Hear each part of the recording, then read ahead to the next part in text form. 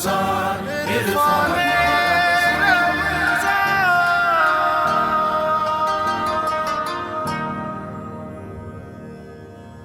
سلامتی ہے ان آنکھوں پہ جو ہدایت پہ نظریں جمائے بیٹھی ہیں، ان کانوں پہ جو ذکر خیر کے منتظر رہتے ہیں، اور ان قدموں پہ جو ہدایت کی راہ پہ گامزن ہیں۔ السلام علیکم ورحمۃ اللہ وبرکاتہ۔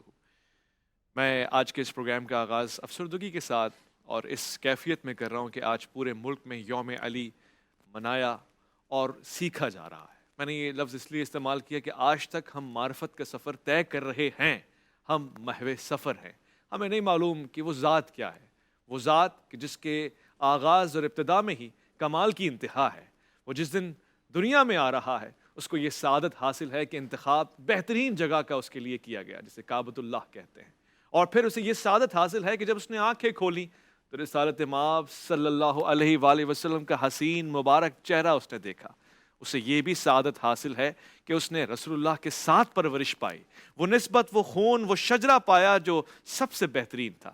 اسے یہ بھی سعادت حاصل ہے کہ وہ مکہ مکرمہ میں اطاعت و فرمانبرداری کے لیے زندگی بسر کرتا رہا، یہاں تک کہ دعوت ذوالعشیرہ ہوئی اور اس نے کہا لبیک یا رسول اللہ صلی اللہ علیہ وآلہ وسلم۔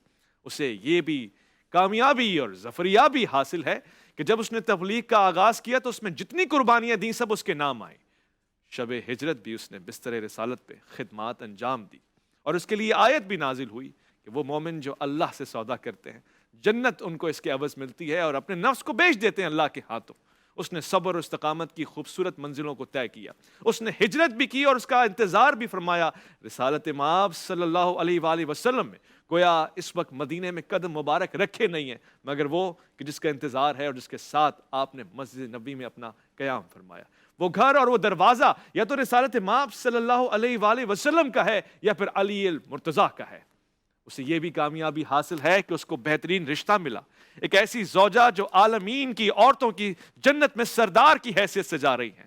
اسے یہ بھی افتخار اور اعجاز حاصل ہے کہ وہ حسنین کریمین یعنی جنت کے جوانوں کے سرداروں کا بابا بنا۔ اسے یہ بھی شباب اور یہ بھی حسن حاصل رہا، اور حسن میں انتہا یہ رہی کہ اس نے خیبر میں بھی دین کی، ایمان کی حفاظت فرمائی۔ اس نے خندق میں بھی، احد میں بھی، بدر میں بھی شجاعت کے جھنڈے گاڑ دیے۔ اس نے اطاعت پیغمبر میں ہر مارکا سرخرو کیا اور وہ مقام حاصل کیا کہ اللہ کے رسول نے اس کے لیے کہا کہ تمہیں مجھ سے وہ نسبت حاصل ہے جو موسیٰ کو ہارون اور ہارون کو موسیٰ سے ہے۔ یہی وہ مقام اور مرتبہ ہے جسے سب چاہتے ہیں کہ حاصل ہو جائے۔ اس نے کامیابیوں کی انتہا کر دی۔ اس کو پھر ایک اور اعجاز حاصل ہوا، اور وہ افتخار جس پہ اس نے خود کامیابی کا اظہار فرمایا وہ شہادت ہے۔ فزتو ورب الکعبہ، رب کعبہ کی قسم آج علی کامیاب ہو گیا۔ یعنی اتنی لمبی فہرست کامیابیوں کی مگر ایک شہادت کی ضربت نے اسے کامیابی کے اتنے قریب کر دیا کہ ساری کامیابیاں ایک طرف اور شہادت کی منزل اور اس کا مقصود ایک طرف۔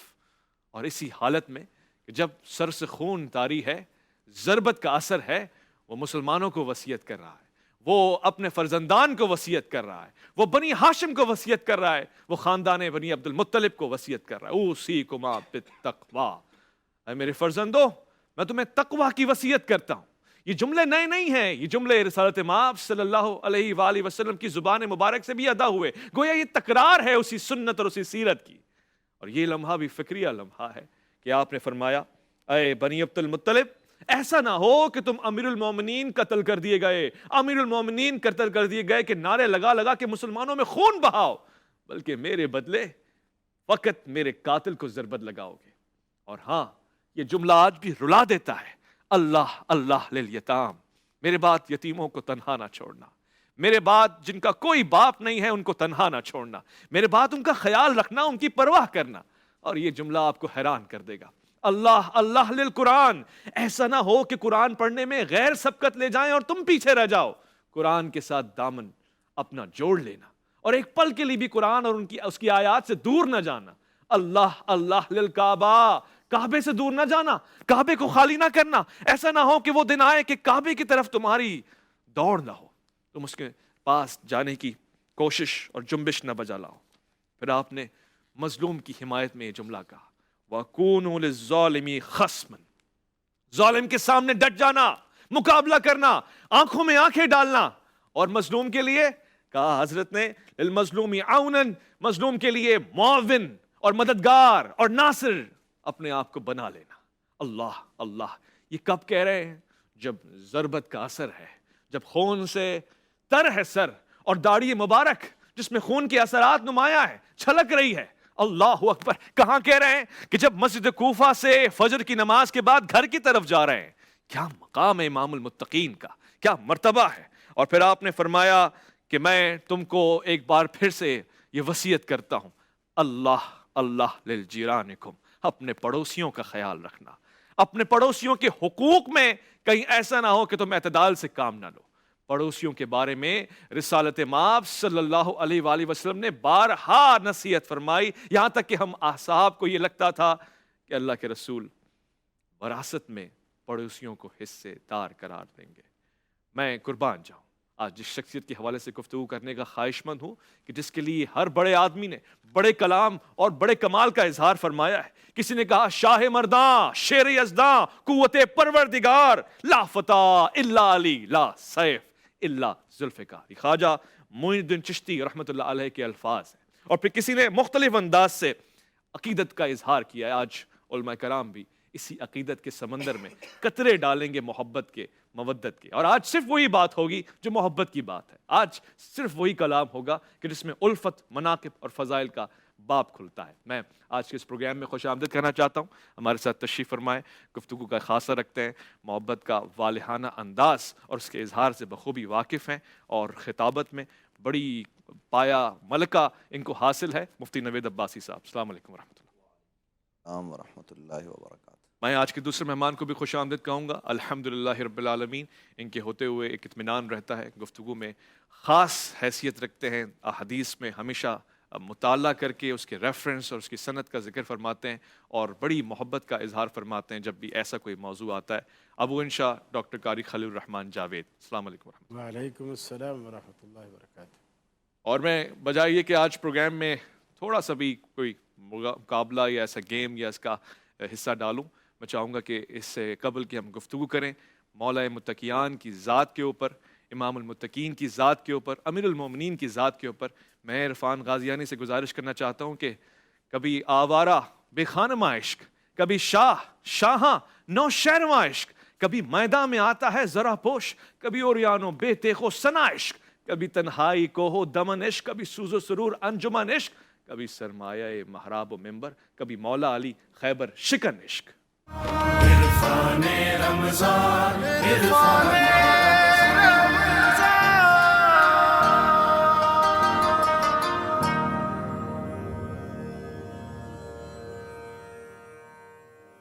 अल्लाह अल्लाह, मैं कुर्बान और मुझ जैसे लाखों करोड़ों कुर्बान इस जुमले के ऊपर आप वसीयत में फरमा रहे हैं कि अपने मामलात में सुलह करना, इख्तिलाफात ना करना।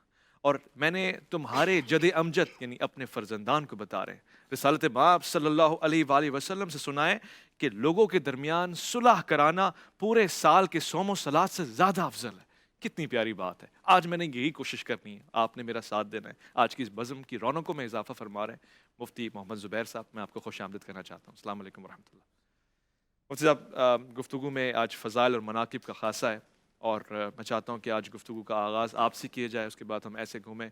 मैं सुनना चाहता हूँ कि वो क्या उम्र थी कि इतनी कम उम्री में इतना बड़ा जुर्रतमंदाना फ़ैसला कि अल्लाह के रसूल मैं आपका साथ दूंगा, मैं आपके साथ खड़ा हूँ, और फिर आखिरी दम तक वो वादा निभा के बताया। बिस्मिल्लाहिर्रहमानिर्रहीम। मैं भी एक दरख्वास्त कर लूँ जी, मेरा टाइम भी आपका हो। जज़ाकल्लाह कारी साहब को अल्लाह ताला जज़ाए खैर दे। माशाअल्लाह बहुत खूबसूरत और उम्दा गुफ्तगू फरमाते हैं, अल्लाह ताला इनको जज़ाए खैर दे। अहमदुहु व नसल्ली अला रसूलिल करीम, अम्मा बाद। इसमें कोई शुबा नहीं है कि सैयदना हज़रत अली रज़ी अल्लाह ताला अन्हु के फ़ज़ाइल और मनाक़िब पर कुरान करीम की आयात और अहादीस तजरिबा बेशुमार हैं, और शायद ही हदीस की कोई किताब है जिसमें फ़ज़ाइल और मनाक़िब अली का मुस्तकिल चैप्टर, फ़सल और बाब ना हो।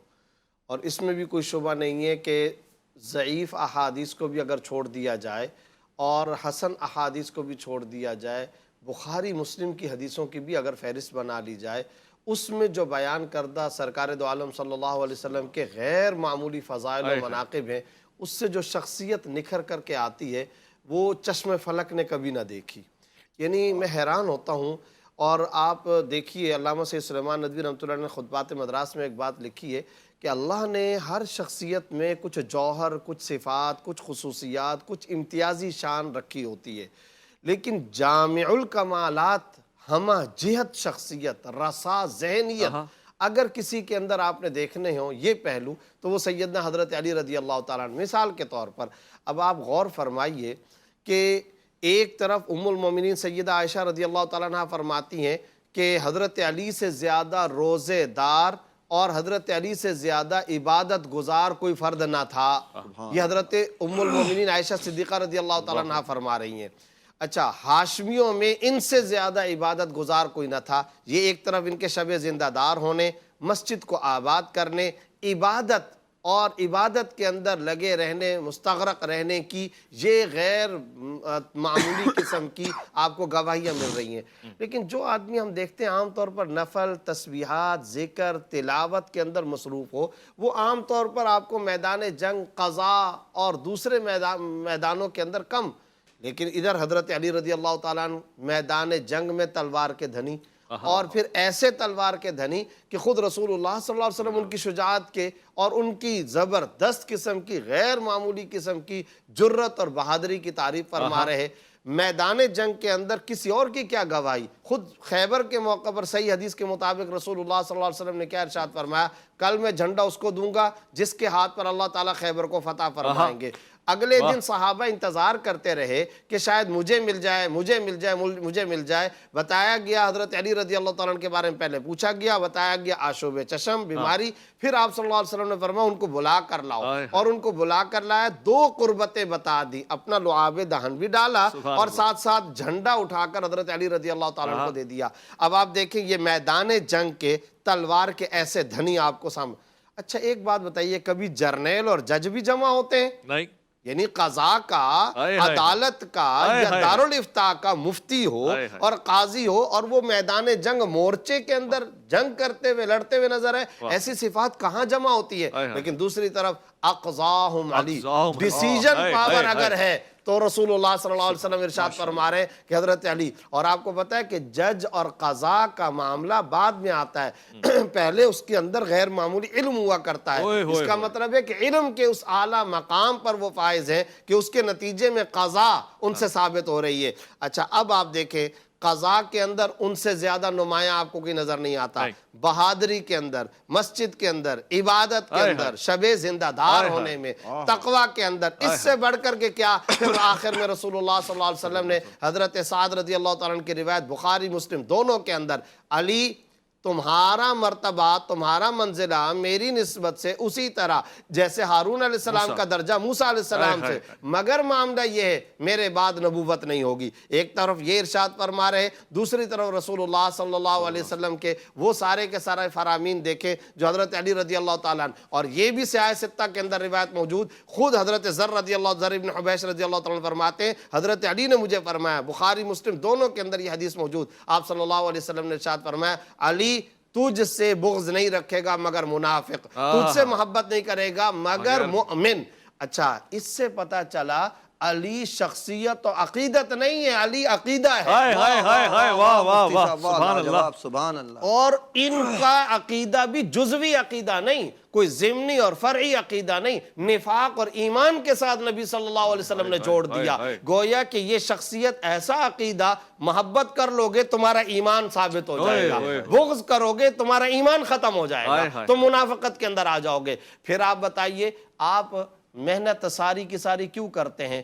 یہ سارا تلاوت، ذکر، مجاہدہ، قربانی، محاسبہ، یہ سارا کچھ صبح شام کیوں؟ جنت مل جائے نا. پھر اسی طرح ہم نماز، تراویح، روزہ، زکوٰۃ، حج، مقصود اصلی کیا ہے؟ جنت. حضرت علی رضی اللہ تعالیٰ عشرہ مبشرہ میں سے الگ سے حدیثوں کے اندر جنت کی خوشخبریاں. اچھا حضرت علی رضی اللہ تعالیٰ کی اہلیہ فاطمہ سیدۃ نساء اہل الجنہ، حسن حسین سیدہ شباب اہل الجنہ، گویا کہ جنت اور خانوادہ علی لازم ملزوم، اور پتہ یہ چلا کہ جنت کی اونرشپ ان کی ہے، جنت کی ملکیت ان کی ہے۔ اب اگر نبی سے قربت کسی کو حاصل کرنی ہے تو راستہ حضرت علی اور اہل بیت کا ہے، جنت میں اگر کسی کو جانا ہے تو بھی راستہ اہل بیت اور حضرت علی رضی اللہ عنہ کا ہے۔ اسی لیے ایک اور جگہ پر ترمذی میں تو اور مقام میں بلند کرتے ہوئے، میں نے جیسے کہ پہلے کہا تھا صرف عقیدت نہیں عقیدہ ہے، آپ اندازہ لگائیے رجال کو اور کتاب کو اگر جمع کیا گیا تو خود رسول اللہ صلی اللہ علیہ وسلم نے یوں جمع فرمایا، میرے بعد چھوڑ کر جا رہا ہوں ایک کلام اللہ قرآن کریم اور ایک اہل بیت اور اپنی عطرت کو چھوڑے جا رہا ہوں۔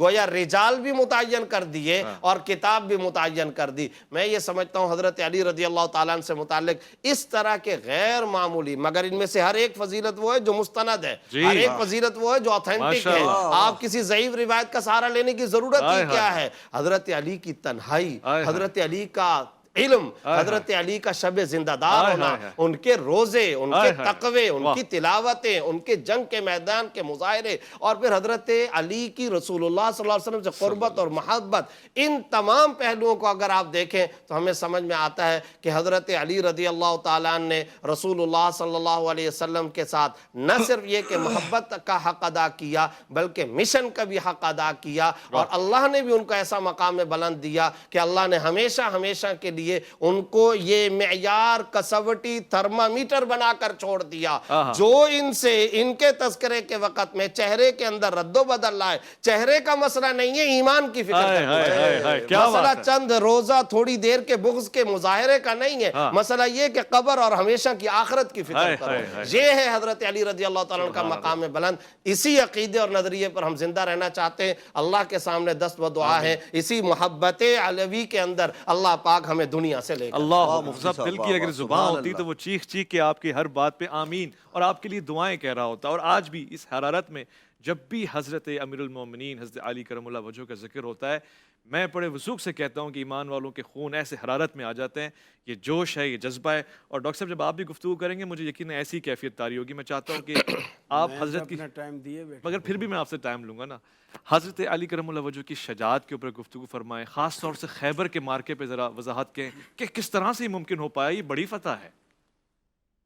جزاک اللہ ڈاکٹر صاحب، پہلی بات تو یہ ہے کہ جو دل سے لبوں تک آ نہ سکے وہ بات بتا اب کون سنے، جو غم کی ہوا سے کھلتے ہیں وہ پھول چنے تو کون چنے۔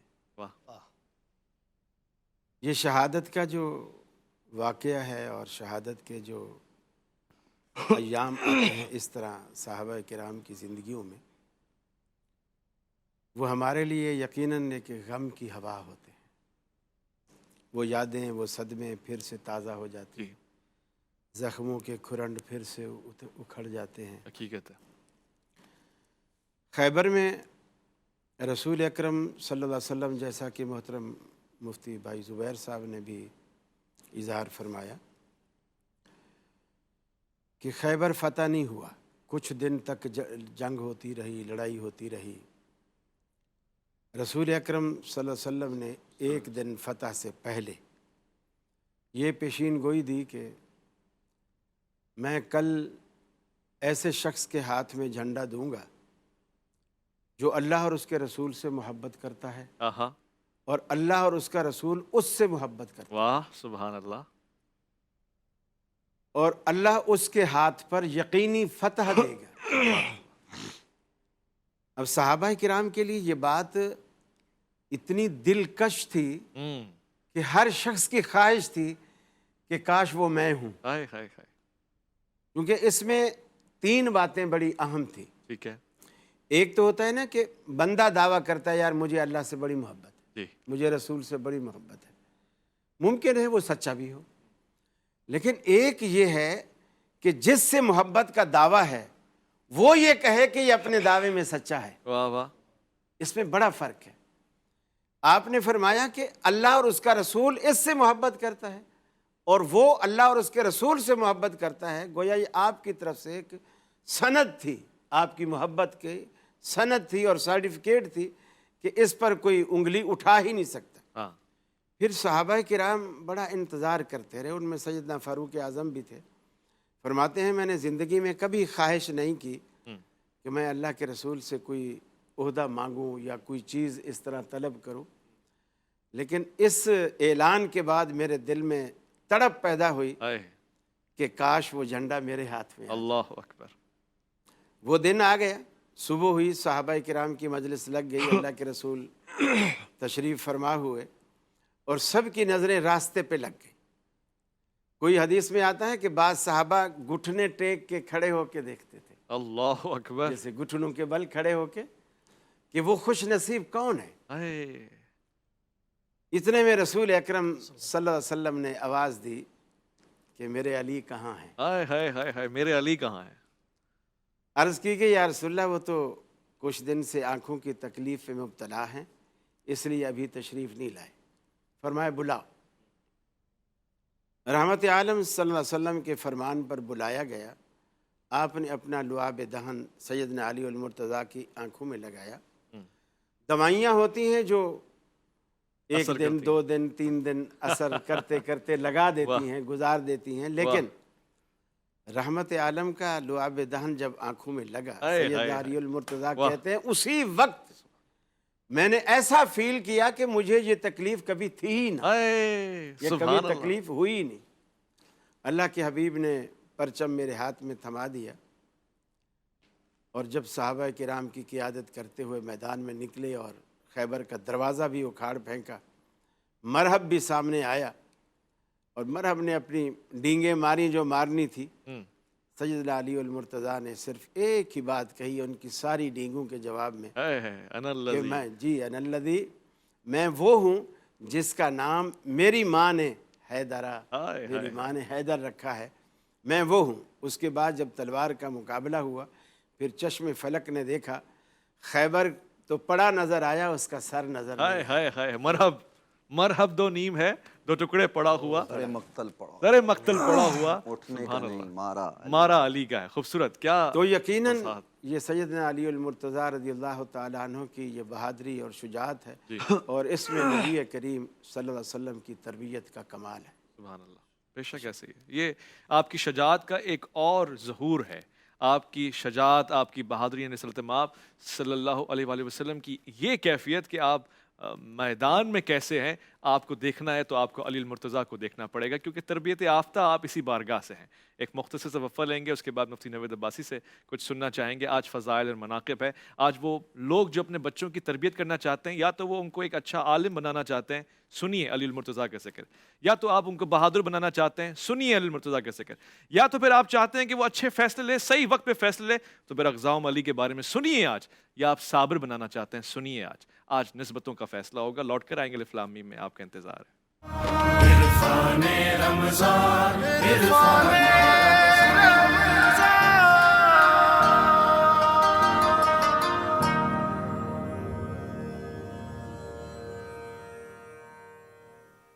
خوش آمدید. ضمن آج الف لام میم میں ہم عشاق کی حیثیت سے بیٹھے ہوئے ہیں. سارے عاشقان حیدر کرار ہیں. آپ پہ ہمارا سلام ہو اور مناقب اور فضائل بیان کر رہے ہیں. قاری صاحب کہہ رہے ہیں میں عاشق نہیں ہوں. قاری صاحب کہتے ہیں میرے لیے محب کا جملہ استعمال کریں، زیادہ بہتر ہے. تو ہم عشاق میں ایک محب بھی موجود ہیں، اور آج ایک اور محب کا ایک تحفہ مجھے یہاں پہ موصول ہوا ہے، اور یہ علامہ محمد یاسین قادری صاحب کی کتاب ہے افضلیت علی علیہ السلام. یہ کتاب کا نام ہے اور اس پہ حوالہ بہت خوبصورت دیا ہے. میں نے ابھی تک اس کا مطالعہ کرنا ہے، مگر 5000 سے زیادہ احادیث کا اس میں استعمال کیا ہے. 750 آیات ہیں. علامہ یاسین قادری صاحب ہیں. میں آپ کو پیش کروں گا. میں نے دکھائی تھی آپ کو تھوڑی سرسری سی. اچھا، میں تحفے میں آپ کو ان سے کہوں گا کہ بھجوائیں. مجھے یہاں پہ بھجوایا آپ نے، اس کا میں شکر گزار ہوں. اور مجھے یہ جتنا میں سرسری مطالعہ کر سکا ہوں کہ ہر ایک عبارت کے اوپر 15 سے 20 آیات کا آپ نے انتخاب فرمایا ہے. احادیث کا ایک خوبصورت مجموعہ موجود ہے. لہٰذا یہ قابل تعریف کتاب ہے اور اس کو پڑھے جانا چاہیے. یہ اس سے تعلق رکھتی ہے. مفتی نوید عباسی صاحب یہاں تشریف فرمائیں. صاحب، یہ فضائل اور مناقب کا دورہ ہے. حضرت امیر المومنین حضرت علی کرم اللہ وجہ کے حوالے سے گفتگو ہو رہی ہے.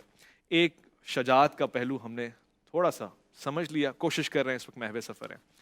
یہ کیا بات ہے کہ آپ فیصلے میں بہترین فیصلہ سناتے ہیں اور ساری قضاوت آپ کی عدل کے اوپر مبنی ہے، غلطی ہو ہی نہیں سکتی. یہاں تک کہ وہ یمن والے آ کے شکایت کریں تو رسالت مآب آپ سے چہرہ پھیر رہے ہیں کہ علی کے بارے میں محتاط رہو. یہ کیا کمال ہے؟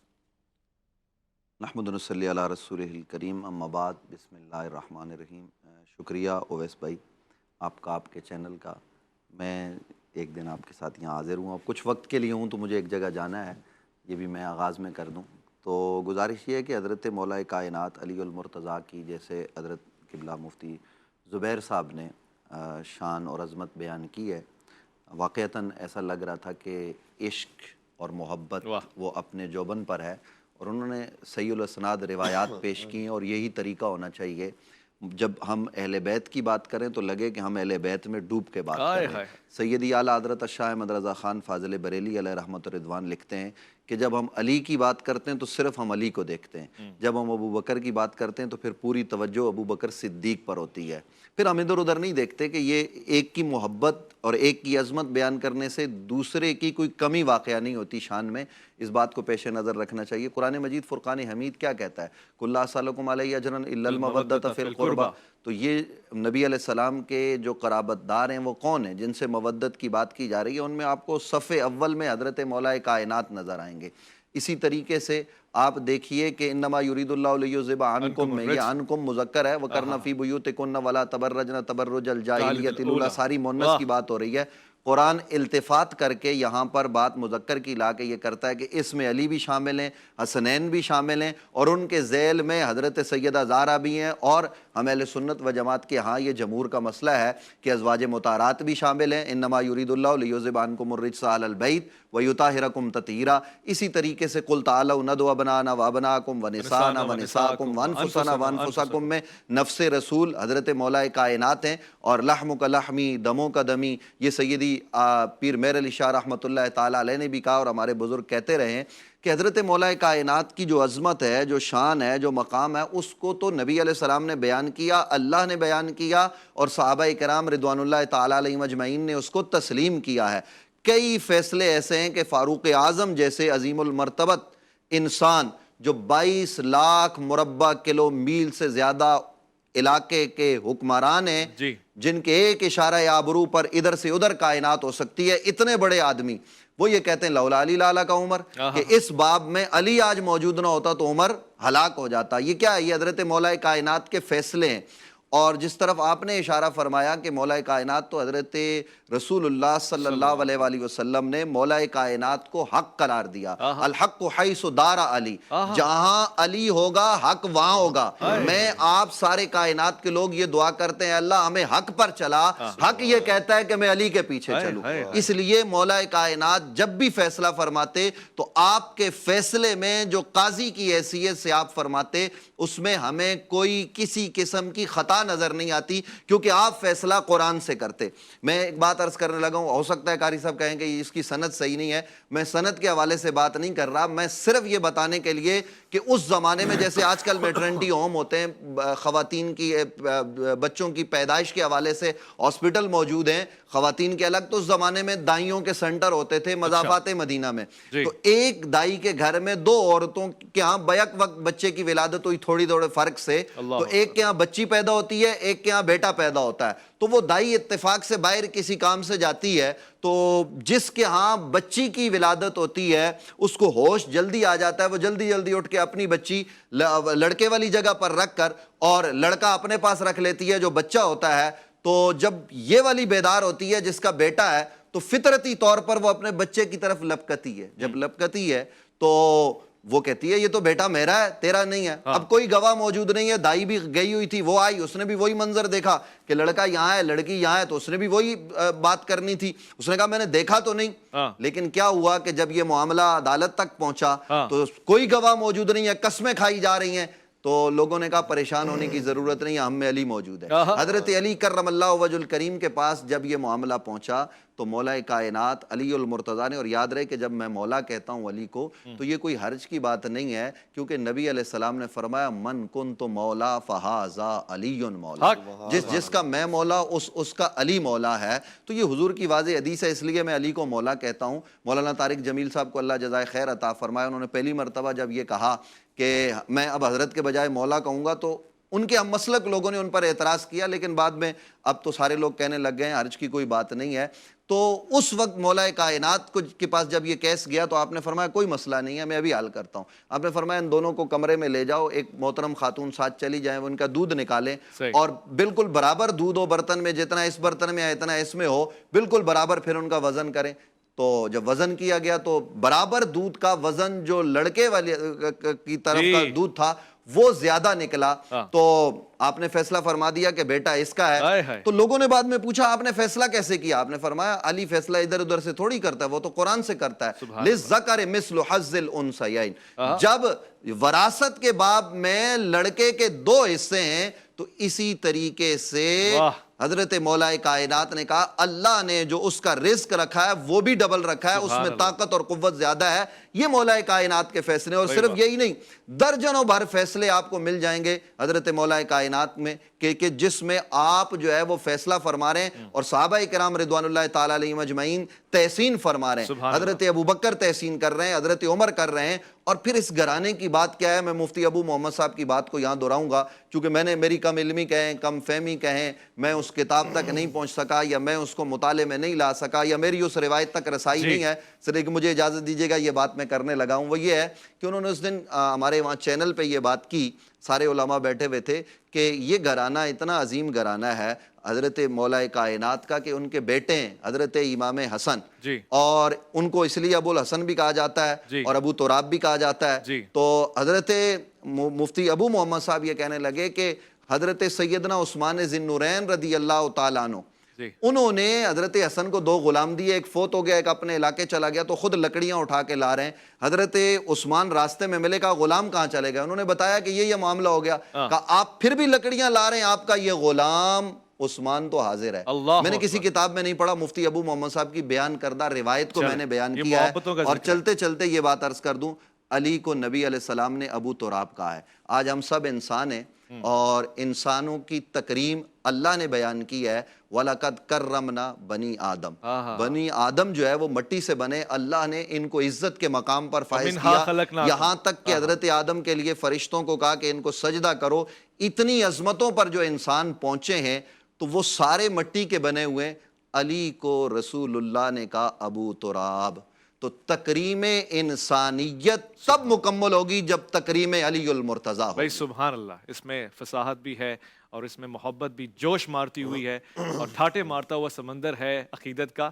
اب میں نے علامہ کمیل مہدوی کی طرف بھی جانا ہے اور ان سے بھی آج میں نے علم حضرت مولا کائنات کے حوالے سے سننا ہے۔ چاہت ہے میری کہ آپ کے علوم کے ابواب کو سمجھا جائے۔ ایک مختصر سا وقفہ لوں گا، لوٹ کر آؤں گا۔ عرفان رمضان میں آپ کا انتظار رہے۔ عرفان رمضان، عرفان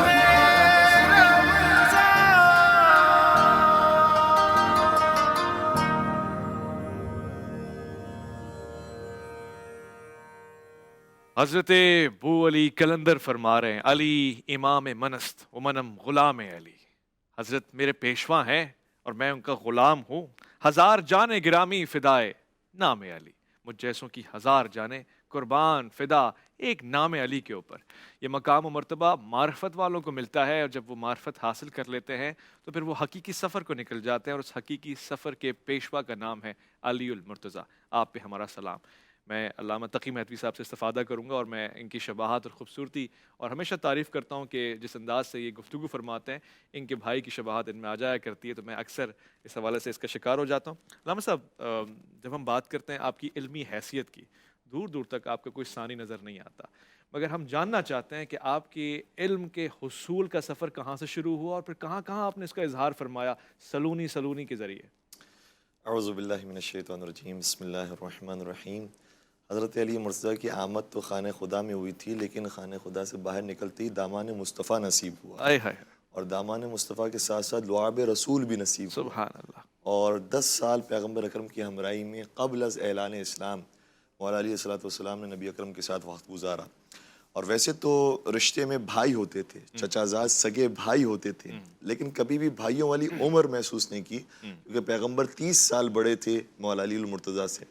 تو 30 سال جو بڑا ہوتا ہے وہ عام طور پر جیسے باپ بچوں کی طرح ہوتا ہے، اسی طریقے سے تھی، تو اپنے بچوں کی طرح علی مرتضیٰ کو پالا تھا۔ اور بہت زیادہ شفقت کیا کرتے تھے، یہاں تک کہ خود نہج البلاغہ کے اندر ارشاد فرماتے ہیں کہ میں ایسے ہی نبی کے پیچھے چلا کرتا تھا کہ جیسے اونٹنی کے پیچھے اس کا بچہ چلتا ہے. سبحان اللہ. تو عربوں کے اندر یہ مشہور کہاوت تھی کہ بالکل بعین نہیں، اگر ماں باپ کی کاپی ہو تو اس کو اونٹ سے شباہ دی جاتی تھی کہ جیسے اس کا بچہ پیچھے چلتا ہے ویسے میں پیچھے چلا کرتا تھا. اور یہ بھی فرمایا ہے کہ جیسے چڑیا دانہ دیتی ہے اپنی اولاد کو، اسی طریقے سے نبی مجھے دانہ دیا کرتے تھے اور مجھے اپنا لعاب دیا کرتے تھے. اور پھر جب اعلان اسلام فرما لیا تو اس وقت حضور سرور کائنات نے یہ تو کہا کہ جو لا الہ الا اللہ کہے گا، محمد رسول اللہ کہے گا، وہ دائرہ اسلام میں آ جائے گا. دعوت ذوالعشیرہ ہوئی، وہاں پر خاندان والوں میں سے کسی نے بھی ہاتھ بلند نہیں کیا نصرت کے لیے. اگر ہاتھ اٹھا تو علی ابن ابی طالب کا ہاتھ اٹھا، اور اسی وقت فرما دیا کہ آپ میرے وصی بھی ہیں، آپ میرے وزیر بھی ہیں، آپ میرے ناصر و مددگار بھی ہیں. تو 10 برس کی عمر سے ہی حضور سرور کائنات کے ساتھ ساتھ تھے. تو ظاہر سی بات ہے کہ کتنا علم ملا ہوگا پیغمبر اکرم سے ان کو. اتنی قربت کسی اور کو نصیب نہیں ہوئی جتنی قربت حضرت علی مرتضیٰ کو ہوئی. اور اس کے بعد پھر مدینہ کے واقعات ہیں. اور پھر پیغمبر اکرم جو علم کے بارے میں آپ نے کہا کہ فرماتے ہیں کہ انا مدینۃ العلم وعلی بابها من اراد العلم فلیأت الباب، کہ میں علم کا شہر ہوں، علی اس کے دروازے ہیں. اب جو شہر علم تک آنا چاہتا ہے اسے چاہیے کہ دروازے تک آئے. سبحان اللہ. یہ بھی تاکید فرما دی کہ دروازے ہی سے ہو کر آنا ہے، دروازے ہی سے ہو کر جانا ہے.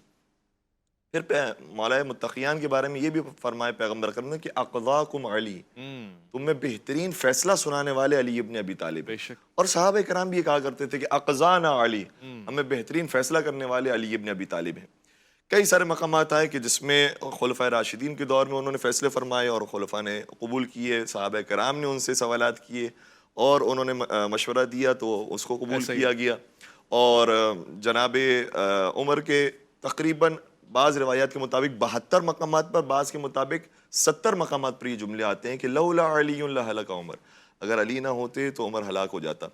تو کئی مرتبہ خلیفہ ثانی کے زمانے میں، کئی مرتبہ خلیفہ ثالث کے زمانے میں. اور ایک اور جملہ ہے کہ جو انہوں نے اپنی خلافت کے زمانے میں منبر کوفہ پر کہا تھا. اچھا، وہ بیان فرمائے. وہ یہ تھا کہ واللہ لو سنیت لی الوسادہ ثم اجلست علیہا لحکمت بین اہل التورات بتورات وبین اہل الانجیل بانجیلہم وبین اہل الفرقان بفرقانہم حتی ینادی کل کتاب بان علیا حکم فیا بحکم اللہ. کہ خدا کی قسم اگر میرے لیے مسجد کو بچھا دیا جائے اور مجھے اس کے اوپر بٹھا دیا جائے تو تورات والے اگر اپنی تورات سے سوال کریں گے، اللہ اکبر، تو میں تورات سے انہیں جواب دوں گا. اگر اہل انجیل انجیل سے سوال کریں گے میں انجیل سے جواب دوں گا. اگر اہل قرآن قرآن سے سوال کریں گے میں انہیں قرآن سے جواب دوں گا. اور ایسا جواب دوں گا کہ یہ کتابیں پکار اٹھیں گی کہ جو علی نے فیصلہ کیا ہے وہی اللہ کا فیصلہ ہے. سبحان اللہ. تو کئی مرتبہ آتے تھے نصارہ اور یہود بھی آئے ہیں ان کی خدمت میں اور سوالات کیے ہیں. ایک مسئلہ ایسا تھا کہ جو اہل تورات ہی کی طرف سے آیا. اچھا.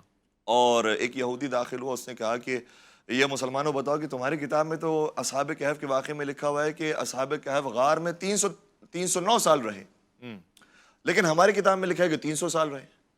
تو تمہاری کتاب بعد کی کتاب ہے، ہماری کتاب قدیمی کتاب ہے، اس لیے ہم اپنی کتاب کو مانتے، تمہاری کتاب میں نعوذ باللہ تحریف ہوئی ہے. انہوں نے کہا کہ نہیں، ہماری کتاب رسول صادق کی کتاب ہے، ایسا ہو نہیں سکتا کہ ہماری کتاب میں غلط ہے، تمہاری کتاب میں تحریف ہوئی ہے، تمہاری کتاب غلط ہے. اچھا. اب ایک دوسرے کو کہہ رہے تھے کہ ہماری کتاب صحیح ہے، تمہاری غلط ہے، اور تمہاری غلط ہے، ہماری. اتنے میں مولا متقیان تشریف لائے اور فرمانے لگے کہ جو تورات میں لکھا ہے وہ بھی صحیح لکھا ہے، اللہ اکبر، اور جو قرآن میں لکھا ہے وہ بھی صحیح لکھا ہے. سبحان اللہ. یہ اس وقت کے لیے بہت عجوبہ چیز تھی، لیکن آج شاید ہمارے بچوں کو آسانی سے یہ معلوم ہے. کیوں؟ اس لیے کیونکہ جو تورات میں لکھا ہوا ہے 300 سال وہ انگلش کیلنڈر کے حساب سے. اچھا.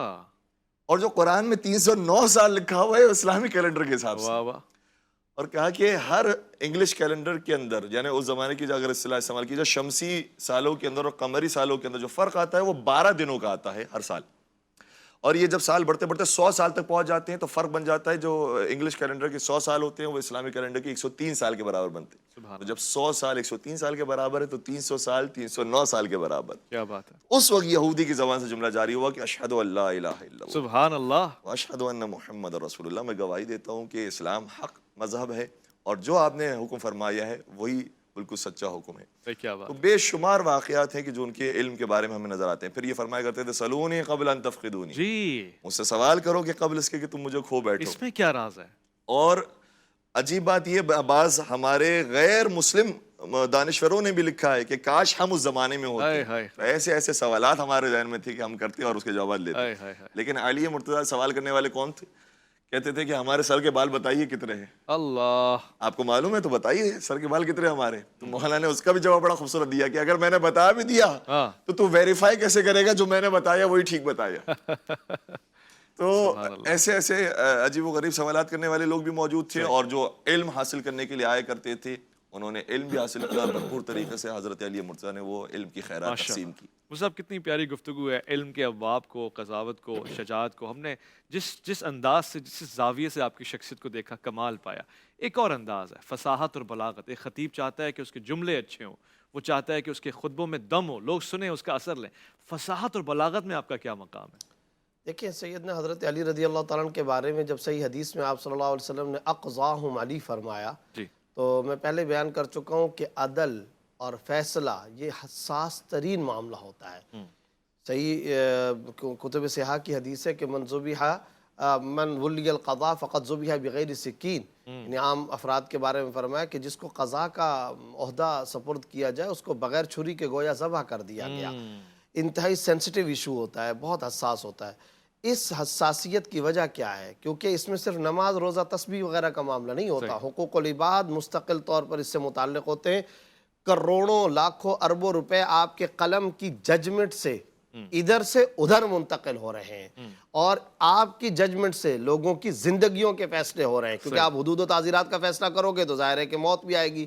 تو جب لوگوں کے اموال کے، لوگوں کی زندگیوں کے، لوگوں کے معاملات کے، پبلک ڈیلنگ کے، یہ سارے کے سارے فیصلے، حلال و حرام کے فیصلے ہو رہے ہو، تو بتائیے کتنا حساس معاملہ ہوگا. اس حساس ترین عہدے پر بھی سب سے زیادہ ٹاپ آف دا لسٹ اگر رسول اللہ صلی اللہ علیہ وسلم نے کسی کو قرار دیا تو وہ سیدنا علی رضی اللہ تعالیٰ عنہ. چنانچہ آج تک 1400 سال سے زیادہ کا عرصہ گزر گیا، کوئی خطیب جمعہ اپنے جمعے کا خطبہ اس وقت تک اپنے طور پہ کامل نہیں سمجھتا جب تک اقضاہم علی کا فیصلہ اور یہ بام کے دوہل اعلان نہ سنا دے.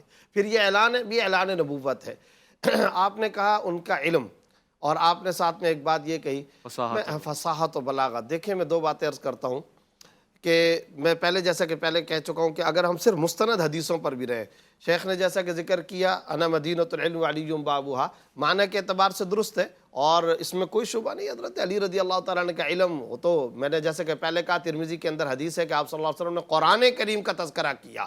قرآن چھوڑے جا رہا ہوں، اور حضرت علی اور اہل بیت ان حضرات کو فرمایا کہ میں چھوڑے جا رہا ہوں. رجال اللہ اور کتاب اللہ، یعنی اگرچہ قربت کا ذکر کیا کہ 10 سال کی عمر سے آپ کو یہ اور پھر جیسا کہ پرندے کے بارے میں فرمایا کہ جیسے پرندہ اپنے بچے کو چوگ دیتا ہے. اگرچہ ان لفظوں کے اعتبار سے ہمارے ہاں یہ حدیث ثابت نہیں ہے، لیکن اس میں کوئی شبہ نہیں کہ معنی کے اعتبار سے 100% درست بھی ہے. اور آپ کو ایک بات عجیب بتاؤں، حضرت علی رضی اللہ تعالی عنہ کا یہ علم کیسے آیا، اس کا نسخہ کیا ہے، اس کا سبب کیا ہے؟ یہ جو علم ان کے پاس آیا یہ قربت رسول کا نتیجہ تھا. اور وہ کیسے قربت رسول؟ ایک جب ہم بولتے ہیں نا قربت رسول، تو یہ نہیں کہ حضرت علی رسول اللہ صلی اللہ علیہ وسلم کے ساتھ رہے. وہ تو ہر خادم رہنا ہی چاہتا ہے نا. وہ جیسا کہ آپ نے کہا 10 سال سے رہ رہے، ٹھیک جناب ہے، انس کو یہ شرف حاصل ہوا. جی بالکل. وہ تو ہر خادم، ہر عاشق، ہر غلام، ہر نوکر رسول چاہتا ہے میں رہوں. لیکن کمال کی بات یہ ہے کہ خود رسول اللہ صلی اللہ علیہ وسلم کیا چاہتے ہیں. چنانچہ اب آپ صلی اللہ علیہ وسلم کیا ارشاد فرما رہے ہیں، لحمو کا لحمی، دمو کا دمی. اچھا، پھر صرف حضرت علی نہیں، پورے خانوادے کو دیکھیں. فاطمہ رضی اللہ تعالیٰ عنہا سلام اللہ علیہا کے بارے میں کیا؟ فاطمہ بضعۃ منی، فاطمہ ناشزۃ منی، میرا لخت جگر، میرے جگر کا ٹکڑا. ترمذی کے اندر حدیث موجود. حضرت حسنین کے بارے میں کیا کہا؟ حسین منی وانا من الحسین. اور پھر کیا فرمایا؟ یہ دونوں مجھ سے ہیں. اور حضرت حسنین کے بارے میں فرمایا ابنی ھذا سید. یہ فرمایا نا حضرت حسن کے بارے میں. اب آپ دیکھیں آپ صلی اللہ علیہ وسلم کا معاملہ کیا ہے، وہ نہیں جدا کرنا چاہ رہے ان کو.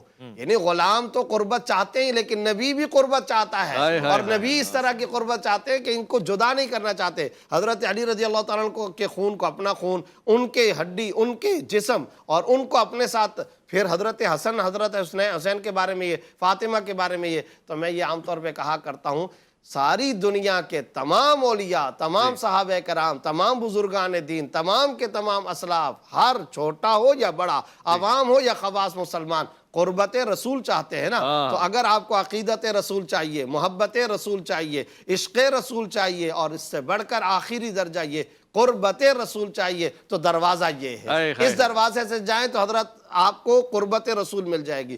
جب اس قدر قربت ہے تو علم بھی منتقل ہونا ہے. اور پھر فصاحت و بلاغت، میں تو حیران ہوتا ہوں. حضرت علی رضی اللہ تعالیٰ عنہ کیا ایک صحابی نے ایک خاتون بلکہ خاتون بڑھیا نے آ کر کے ایک میراث کا مسئلہ پوچھا. جی. اچھا جب وہ میراث کا مسئلہ پوچھا تو وہ ہمارے ہاں بھی اصطلاح چلتی ہے، قاری صاحب بھی جانتے ہیں، مناسخہ. جی. مناسخہ کیا؟ ایک تو ہوتا ہے باپ کا انتقال ہوا، 4 بچے ہیں، 2 بیٹیاں ہیں، تو لذکر مثل الحظ الانثیین، اولاد کی موجودگی میں 8واں حصہ ملتا ہے زوجہ کو، بیوہ کو. آسان مسئلہ ہوتا ہے. ایک ہوتا ہے مناسخہ، وہ کیا؟ کئی پشت پہلے سے وراثت تقسیم نہیں ہوئی تو پوتے پڑ پوتے لکڑ دادا پر دادا، اب وہاں سے ساری شاخیں برانچیں نسب سارے دیکھنے پڑتے ہیں. اس کو کہتے ہیں وراثت کے باب میں مناسخہ کا مسئلہ. دوسرے صحابہ کرام نے اس مسئلے کو حل کرنے میں 3 دن لگائے ہیں. اور حضرت علی نے جو ٹائم لیا ہے وہ کیا؟ گھوڑے پر پیر رکھ کر کے جتنی دیر میں ٹانگ مبارک اٹھا کر کے بیٹھے زین کو پکڑا، اسی دوران میں فرما دیا بڑھیا کو اماں تیرے کو یہ حصہ ملے گا. بھائی کیا بات ہے، خوبصورت. اور وہ بڑھیا کہتی ہے میں سوچا یہ تو جاتے جاتے انہوں نے کہہ دیا، پتہ نہیں یہ تو تحقیق یا کیسے. فرماتی ہیں کہ میں گئی اور میں نے حضرت ابن عباس رضی اللہ عنہما جیسے بڑے بڑے اجلہ صحابہ کرام 2-3 دن لگائے، آخر میں نتیجہ وہی تھا جو حضرت علی نے چند سیکنڈوں کے اندر فرمایا تھا. سبحان اللہ. یہ حضرت علی رضی اللہ عنہ کا قضا اور یہ حضرت علی رضی اللہ عنہ کا علم. اور آپ صلی اللہ علیہ وسلم نے تو یہ قربت اور یہ محبت اور ہارون اور موسیٰ علیہ السلام کی مثالیں اور تشبیہ اور قرآن اور پھر اس کے ساتھ ساتھ یہ سب معاملات تو فرمائے. لیکن میں ایک اور بات بھی ساتھ میں عرض کرنا چاہتا ہوں. یہ تو ہے محبت کا معاملہ، قربت کا معاملہ. ترمذی کے اندر حدیث ہے بخار سے تازہ اٹھے تھے اور کھجوریں اس زمانے میں حجاز کے اندر لوگ محفوظ رکھنے کے لیے دیوار سے لٹکا دیا کرتے تھے کھجوروں کے خوشے. حضرت علی رضی اللہ عنہ تازہ بخار سے اٹھے تو اٹھ کر کے وہ کھجور اٹھانے لگے، کھجور کھانے لگے. آپ صلی اللہ علیہ وسلم نے ان کی بیماری حرارت اور برودت کا بھی کتنا خیال رکھا. فرمایا ماہ یا علی فإنک ناقح، علی ذرا سا صبر کر لو، تم بخار سے تازہ اٹھے ہو، تازہ تم اٹھے ہو. خیبر میں لعاب دہن دے رہے ہیں، آنکھوں کا علاج اپنے لعاب سے فرما رہے ہیں، یہاں پر بیماری کو برداشت نہیں کر رہے. میں سوچتا ہوں روئے زمین کا وہ کتنا بڑا بدبخت ہوگا جس نے حضرت علی کو شہید کیا ہوگا. لہٰذا اگر قربت رسول چاہیے حضرت علی کے دروازے پر آؤ. دشمنی کی اگر انتہا ہے تو اس کا نتیجہ اور منافقت کا نتیجہ، بے ایمانی کا نتیجہ بھی یہ کہ اگر تم حضرت علی سے بغض بس بستہ کھڑے میں آپ کی اس گفتگو کے بعد صرف اگر رہ جاتی کوئی کسر تو عشق کا اظہار ہو. عرفان رمضان، عرفان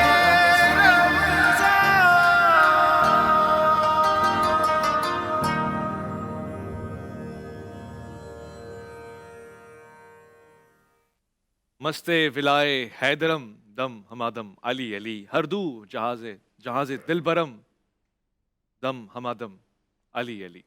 یہ ایک ایسے عظیم آدمی کا قول بھی ہے، فرمان بھی ہے کہ جس سے محبت بھی انتہائی ہے، شاہ شمس تبریز جن کی خدمات ہیں. اور آج ہم نے اختتام والی لمحات میں بھی چاہا ہے کہ فضائل اور مناقب ہی کا ذکر ہو. آج الحمدللہ رب العالمین وہ لوگ جو یہ سوچتے ہیں نا کہ حضرت علی کا یوم آیا ہے تو اختلافات کی بات ہوگی، آج ہم نے ان کا قصہ تمام کیا ہے کہ نہیں، یہ کانٹروورشل شخصیات نہیں ہیں، یہ محبت کے لائق شخصیات. اور آپ نے دیکھا علماء کرام نے اس میں میرا ساتھ دیا، ہم نے فضائل اور مناقب اور سیرت پہ گفتگو کی ہے. میں چاہوں گا کہ آخری منٹ ہیں تو قاری صاحب آپ سے ہم آغاز کرتے ہیں. آپ کی شخصیت کا ایک انتہائی نمایاں بس پہلو، پھر آخری شہادت کا دن ہے تو پھر میں وہی آخری بات کروں گا انشاءاللہ. عنایت فرما دیجیے. یہ جو سیدنا علی المرتضیٰ رضی اللہ تعالی عنہ کی جو صفت تھی نا کہ صحابہ کرام میں اقضاء کہلاتے تھے، یہ آپ نے اپنے زندگی کے آخری لمحے میں بھی اس صفت کو نہیں کھویا، سبحان اللہ، اسے برقرار رکھا.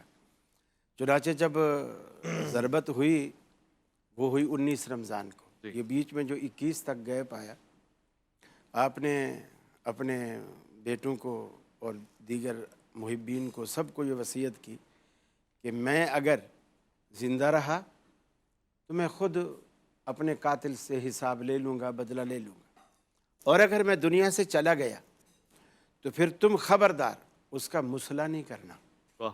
رسول اکرم صلی اللہ علیہ وسلم نے مصلح کرنے سے منع فرمایا. یعنی آخر وقت میں بھی یہ ہے کہ میری وجود یا میری ذات سے ایسا کوئی عمل سرزد نہ ہو جو نبی مکرم صلی اللہ علیہ وسلم کی سنت کے منافی. کیا خوبصورت بات. وہاں بھی آپ نے اس چیز کو مد نظر رکھا اور فرمایا اور اس کو تلوار سے مارنا جس طرح اس نے مجھ پہ وار کیا، اور ایک ہی ضرب مارنا.